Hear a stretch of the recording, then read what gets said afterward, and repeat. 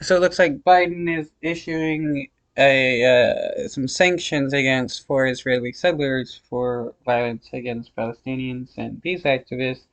Uh, if Biden truly wanted to show that he wants to be tough, he would be sanctioning the Israeli government over the funding and arming of these Israeli settlers instead of just sanctioning four.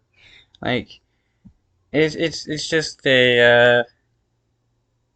a show that means nothing.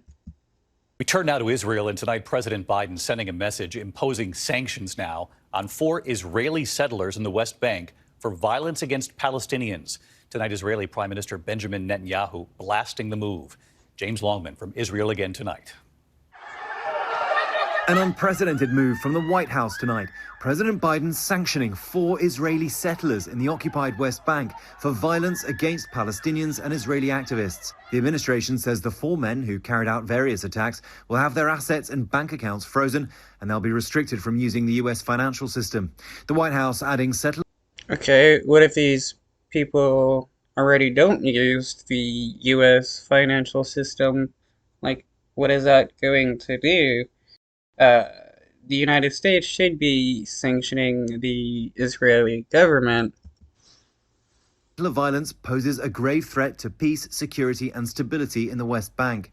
Today's order comes amid growing criticism facing Biden for his support of Israel's war against Hamas. Prime Minister Benjamin Netanyahu dismissing the measure, saying the absolute majority are law-abiding citizens. But this may be just the beginning. The government of Israel. Netanyahu is saying majority of the Israeli settlers are law-abiding citizens. How can that be the case when they're living on illegal settlements?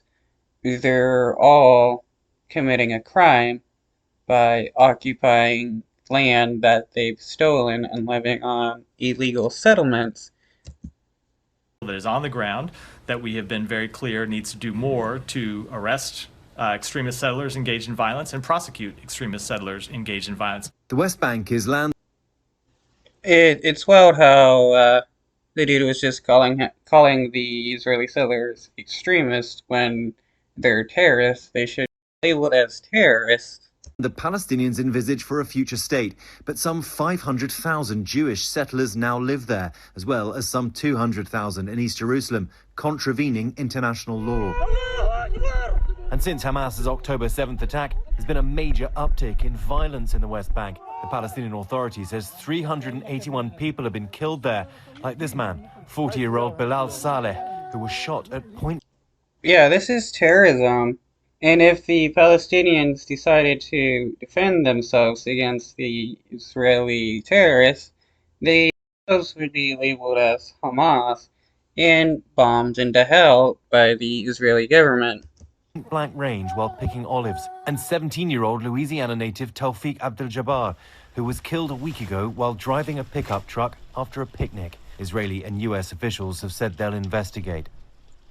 And on the hostage deal, David, Hamas said today it's received the proposal, quote, positively, but no